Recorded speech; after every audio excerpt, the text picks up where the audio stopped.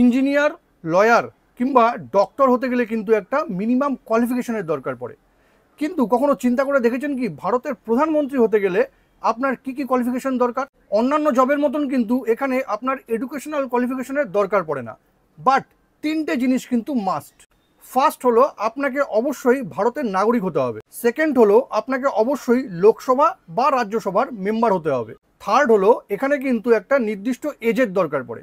যদি আপনি রাজ্যসভার মেম্বার হন তবে 30 বছর, আর যদি লোকসভার মেম্বার হন তবে কিন্তু 25 বছর। ব্যাস এতটুকুই কিন্তু দরকার। বাট জিনিসটা কিন্তু অতটাও ইজি না, কারণ ভারতবর্ষের প্রধানমন্ত্রীকে অ্যাপয়েন্ট করে কিন্তু রাষ্ট্রপতি, আর রাষ্ট্রপতি কিন্তু যে কোনো কাউকে পিএম হিসেবে অ্যাপয়েন্ট করতে পারে না। পিএম হবে সেই ব্যক্তি যে কোনো একটা পার্টির লিডার হবে আর যার কাছে মেজরিটি অফ লোকসভার সিট থাকবে, বা এমন ব্যক্তি যে মেজরিটি লোকসভার কনফিডেন্স জিততে পারে আলাদা আলাদা পলিটিক্যাল পার্টির সাপোর্ট নিয়ে।